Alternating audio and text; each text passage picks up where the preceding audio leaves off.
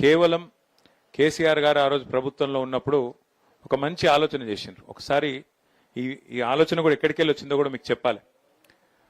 నిజానికైతే మనం ఎలక్షన్ల ముంగట చెప్పలేదు, ఇది చేస్తాం కార్యక్రమం అని చెప్పి వాళ్ళకి మాట ఇవ్వలేదు. ఒకరోజు సారు తన పొలం కాడికి పోతాడు కేసీఆర్ గారు. పోయేటప్పుడు మధ్యలో లక్ష్మాపురం అని ఒక ఊరు ఉంటుంది. హైదరాబాద్కి వెళ్ళి ఎర్రవెల్లి పోతుంటే మధ్యలో లక్ష్మాపురం అని ఒక ఊరు ఉంటుంది. ఆ ఊర్లే కొంతమంది రైతులు, కొంతమంది మహిళలు ఆపమంటే కారు ఆపిండు. ఆపినాక వాళ్ళతో కొద్దిసేపు ముచ్చట పెట్టిండు. ముచ్చట పెడితే అందులో కొంతమంది పెద్ద మనుషులు కూడా ఉన్నారు. పెద్ద మనుషులు ఉంటే వాళ్ళు ఏదో కాగితం ఇచ్చి సార్కు చదివేతందుకు అవస్థ పడతాను. ఏది ఆ కాగితంలో ఏముంది చదువు అంటే చదివేతందుకు అవస్థ పడతాను. అవస్థ పడుతుంటే ఇద్దరిని చూసిండు, ముగ్గురిని చూసిండు. చూసినాక ఆయనంతటా ఆయననే ఆలోచన వచ్చింది. ఇట్లా ఒక లక్ష్మాపురంలోనే కాదు, ప్రతి పల్లెటూర్లో ప్రతి ఊర్లే కనీసం 100 మంది ఉంటారు. ఎందుకంటే చాలా మంది మనకు జ్వరం వస్తే డాక్టర్ దగ్గరికి పోతాం, ఏదంటే ఇంకేమైనా పెద్దదైతే డాక్టర్ దగ్గరికి పోతాం.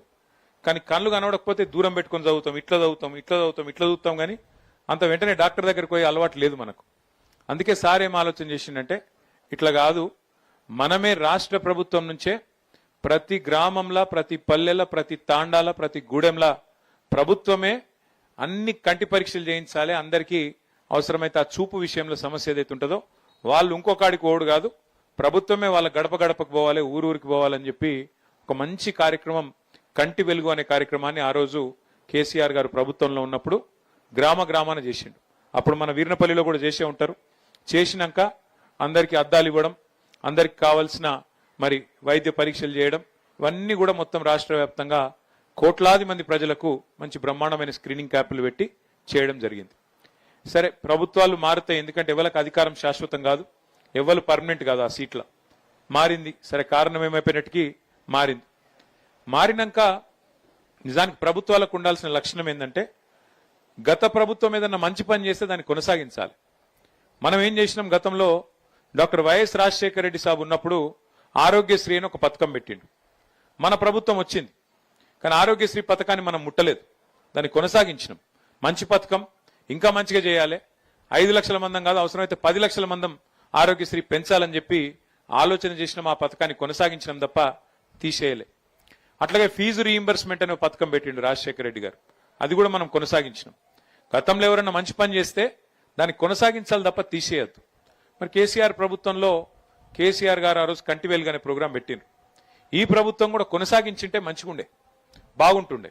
ఎందుకంటే ఎప్పటికప్పుడు ప్రతి సంవత్సరం జనాభా మన వయసు పెరుగుతూనే ఉంటుంది, జనాభా పెరుగుతూనే ఉంటుంది, సమస్యలు వస్తూనే ఉంటాయి, ఆరోగ్య సమస్యలు. కాబట్టి ఎప్పటికప్పుడు ప్రతి సంవత్సరం కంటి పరీక్షలు చేయించి ప్రతి ఊళ్ళే కళ్ళద్దాలు ఇస్తే ప్రభుత్వానికి మంచి పేరే వస్తుంది తప్ప చెడ్డ పేరు రాదు. కానీ ఈ కాంగ్రెస్ ప్రభుత్వం వచ్చినాక ఎందుకో ఏమో వాళ్ళు కేసీఆర్ పేరంటేనే వాళ్ళకి నచ్చలేదు. వాళ్ళు ఏం పేరున్నా తీసి పక్కకు పెట్టుతున్నారు. పిల్లగాళ్ళు పుడితే కేసీఆర్ గారు ఆ రోజు ఒక మంచి కార్యక్రమం పెట్టిండు. ఆడపిల్ల పుడితే ప్రసూతి ప్రభుత్వ దవాఖానలు అయితే 13,000 రూపాయలు ఇచ్చేది, కేసీఆర్ కిట్ ఇచ్చేది. మగపిల్లగాడు పుడితే 12,000 రూపాయలు ఇచ్చేది, కేసీఆర్ కిట్ ఇచ్చేది. దానివల్ల ఏం లాభం జరిగింది? ప్రభుత్వ దవాఖానాలలో ప్రసూతులు పెరిగినాయి, మాతా శిశు మరణాలు తగ్గినాయి, పిల్లలు చచ్చిపోవడం తగ్గింది, మళ్ళీ మహిళలు కూడా తల్లులు కూడా చచ్చిపోవడం తగ్గింది, బాగా తగ్గింది. భారతదేశంలోనే మంచి పేరు వచ్చింది. కంటి వెలుగుకి ఎట్లయితే మంచి పేరు వచ్చిందో ఆ రోజు కేసీఆర్ కిట్కి కూడా అట్లే మంచి పేరు వచ్చింది. కానీ ఈ ప్రభుత్వం వచ్చినాక కేసీఆర్ కిట్ తీసేసినారు. ఆ కేసీఆర్ కిట్టు కేసీఆర్ పేరు నచ్చకపోతే ఇందిరమ్మ కిట్ అని పెట్టుకునేది, నోడని కొట్టిండా, మార్చుకునేది ఉండే. కానీ తీసేసిరు మొత్తానికి. కంటి వెలుగు కూడా అవసరమైతే వేరే పేరు ఏదైనా పెట్టుకునేది ఉండే, కానీ అది కూడా తీసేసిరు. అందుకే నేనేమనుకున్నా అంటే ప్రభుత్వం చేసినా చేయకపోయినా మన రాజన్న సిరిసిల్ల జిల్లా కాడికి మాత్రం ఎవరైనా కొంతమంది తెలిసిన దోస్తులుంటే వాళ్ళని పట్టుకొని మనమన్నా చేయాలని చెప్పి సవేరి బాయి సాబ్ను పట్టుకుంటే ఆయన ముందుకొచ్చిండు. తప్పకుండా నేను చేస్తానా, మీకు కావాల్సినదంతా కూడా నేను ఏర్పాటు చేస్తా, వైద్యులను పంపిస్తా, మొత్తం ఏర్పాట్లు చేస్తా అన్నాడు. చెప్పిన మాట ప్రకారమే ఇక మనం ఇక్కడనో కాదు, మనమే ఏర్పాటు చేసిన మండలం వీర్నపల్లి మండలం, మన ప్రభుత్వంలో గతంలో ఏర్పాటు చేసుకున్న మండలం, ఇక్కడనే చాలు చేయాలని చెప్పి వీర్నపల్లిని చాలు చేసినాం. మరి బ్రహ్మాండంగా 4 రోజులు ఇక్కడ వీర్నపల్లిలో, అక్కడ గర్జనపల్లిలో 2 దగ్గర క్యాంపులు పెట్టిండ్రు. 5,000 మందికి స్క్రీనింగ్ చేసిండ్రు, 5,000 మందికి పరీక్షలు చేసిండ్రు. అందులో ఇవాళ 1,350 మందికి, అలా కొంతమంది పిల్లలు కూడా ఉన్నారు. మరి పిల్లలకు కూడా ఏమంది ఎక్కువ చదువుతున్నాం, ఎక్కువ ఫోన్ చూస్తున్నాం ఏందో కానీ మొత్తానికి వాళ్ళకు కూడా కంటికి గ్లాసులు అవసరం పడుతున్నాయి, అద్దాలు అవసరం పడుతున్నాయి. 250 మంది పిల్లలు ఉన్నారు. అదేవిధంగా ఒక 1100 మంది పెద్ద మనుషులు ఉన్నారు. మొత్తం కలిపి 1371 మందికి ఇవాళ అద్దాలు ఇవ్వబోతా ఉన్నాం. దాంతోపాటు ఒక 171 మందికి కంటిలో శుక్లాలు రావడం, ఇంకా ఇతరతర సమస్యలు రావడం వల్ల వాళ్లకు ఆపరేషన్ అవసరం పడుతుంది అన్నారు. ఆపరేషన్ కూడా మనం ఎక్కడికో పోయే అవసరం లేదు. మన సిరిసిల్లలోనే గతంలో మనమే ఆ రోజు 6 కోట్ల రూపాయలతోని ఎల్వి ప్రసాద్ కంటి దవాఖాన పెట్టించినాం. కాబట్టి ఈరినపల్లికి వెళ్ళి బండి వస్తుంది, మిమ్మల్ని ఎక్కించకపోతుంది, సిరిసిల్ల వైద్యం చేయించి ఆపరేషన్ చేయించి మళ్ళీ మీ ఇంటికాడ దిగబెట్టిపోయేటట్టు ఆ సౌలత్ కూడా ఏర్పాటు చేస్తా ఉన్నాం. కాబట్టి 171 మంది మీ కంటి ఆపరేషన్లు చేయించే బాధ్యత కూడా నాదే అని చెప్పి కూడా నేను తెలియజేస్తూ ఈ కార్యక్రమం వీర్నపల్లిలో మనం ప్రారంభించుకున్నాం. ప్రారంభించుకున్న తర్వాత దీన్ని ఆగన్న చెప్పినట్టు మొత్తం మన నియోజకవర్గంలోని మిగతా 4 మండలాలు మున్సిపాలిటీలో కూడా ఈ కార్యక్రమం చేస్తాం. ఆ తర్వాత పక్కనే ఉన్న వేములవాడ నియోజకవర్గంలో కూడా కార్యక్రమం చేసుకుందాం. చేసుకొని మొత్తం రాజన్న సిరిసిల్ల జిల్లా మొత్తం బోయిన్పల్లి కావచ్చు, ఇల్లంతకుంట కావచ్చు, అక్కడ కూడా చేపిద్దాం. జిల్లా మొత్తం మంచిగా చేసుకుంటే అప్పుడన్నా ప్రభుత్వానికి సోయొచ్చి వాళ్ళు మొదలు పెడితే మంచిదే. వాళ్ళకి మొదలు పెట్టి మేం చేస్తాం, ఇక మీరు చేసేది ఏంటి అంటే పర్వాలేదు, ప్రభుత్వం ప్రజల ఖర్చుతో ప్రజల సొమ్ముతో చేస్తా అంటే నాకేం అభ్యంతరం లేదు. కానీ ప్రభుత్వం చేసినా చేయకపోయినా మనం మాత్రం మన నియోజకవర్గంలో మన జిల్లాలో ఈ కార్యక్రమాన్ని దిగ్విజయంగా చేసుకుందాం. మల్లేశం అన్న చెప్పినాడు మాకు ఒక వైకుంఠ రథం కావాలన్నాడు. తొందరలోనే మంజూరు చేసి ఒక నెలన్నర రోజుల్లో మీకు అది అందజేస్తా అని చెప్పి కూడా నేను అది కూడా మీకు విజ్ఞప్తి చేస్తూ, అట్లాగే తమ్ముడు సురేష్ కూడా, అట్లే మా తమ్ముడు అరుణ్ కూడా మరి కొంతమందికి ఇండ్లకు బిల్లులు వస్తలేవని చెప్పినారు. 24 మంది రోడ్డు విస్తరణకు సహకరిస్తే కూడా వాళ్ళకు బిల్లులు వస్తలేవని చెప్పినారు.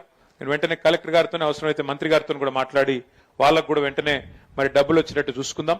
రాజకీయాలు ఎప్పుడు ఉంటాయి, కానీ ఇవాళ రాజకీయాలు మాట్లాడే వేదిక కాదు. ఎవరిని తిట్టే అవసరం లేదు, ఎవ్వరని ఏమైనా అవసరం లేదు. మనకి ఇంకా ఎలక్షన్లు ఇంకో 2.5-3 ఏళ్ల దూరం ఉంది. కాబట్టి ఇప్పటి నుంచి ఏమి ఆరాటపడే అవసరం లేదు. పని చేసుకుంటూ పోదాం, మంచి పని చేద్దాం. ప్రజల దయ అల్టిమేట్ గా 2.5-3 ఏళ్ల తర్వాత ఎవరు కూర్చోవాలి, ఎవరిని దించేయాలో మీ దయ, మీ ఆశీర్వాదం ఎవరికి దక్కితే వాళ్ళకు దక్కుతుంది. దాని గురించి బాధ ఏం లేదు.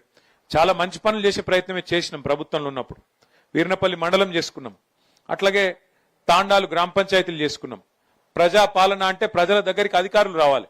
మీరు ఎల్లారెడ్డిపేట కురుకుడు, కరీంనగర్ కురుకుడు కలెక్టర్ కోసం అన్నట్టు కాకుండా మండలాన్ని మీ దగ్గరికి తెచ్చినాం. అట్లాగే తాండాలలో కూడా సర్పంచ్లకు, పంచాయత్ సెక్రటరీలకు మీ అందుబాటులో ఉండేటట్టు పంచాయత్ సెక్రటరీలు నియమించినాం.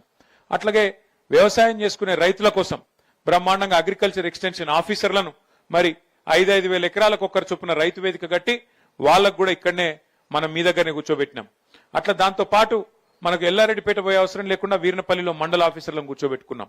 మీరు కరీంనగర్ పోయే అవసరం లేకుండా సిరిసిల్లలోనే కలెక్టర్ గారిని, ఎస్పీ గారిని, జిల్లా అధికారులందరినీ తీసుకొచ్చి సిరిసిల్లల్ని కూర్చోబెట్టినాం. ఎందుకోసం ఇవన్నీ ప్రజలకు మేలు జరగాలి. ప్రభుత్వం చేసే సంక్షేమ కార్యక్రమం కానీ, అదేవిధంగా అభివృద్ధి కార్యక్రమాలు కానీ జల్దీ మీకు పని జరగాలి, మీకు అభివృద్ధి ఫలాలు అందాలన్న ఉద్దేశంతోనే ఇవన్నీ కూడా చేసుకుంటా ఉన్నాం. భవిష్యత్తులో కూడా తప్పకుండా మరి మీ అందరికీ, ముఖ్యంగా వీర్నపల్లి మండల కేంద్రంలో నేను ఇచ్చే మాట, మేమేదో దూరం ఉన్నాం మిగతా ప్రాంతానికి అనుకోకండి. మీరు తప్పకుండా నా గుండెకు దగ్గరగా ఉన్నారు.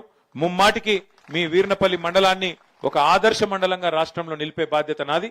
ఏ చిన్న కష్టం ఉన్నా, ఏ అవసరం ఉన్నా, అధికారం ఉన్నా లేకపోయినా తప్పకుండా మీకు అండగా నిలబడతా అని చెప్పి కూడా మళ్ళొకసారి తెలియజేస్తూ, మరి ఇంతకంటే ఎక్కువ మీ ఓపికకు పరీక్ష పెట్టకుండా మా రాజిరెడ్డి గారు ఇంకా మిగతా మిత్రులందరూ అన్ని విషయాలు చెప్పినారు. కాబట్టి ఇంతకంటే ఎక్కువ మీ ఓపికకు పరీక్ష పెట్టకుండా ఇక అద్దాలు ఇచ్చే కార్యక్రమం చాలు చేయాలని చెప్పి నేను కోరుతా ఉన్నా. జై తెలంగాణ.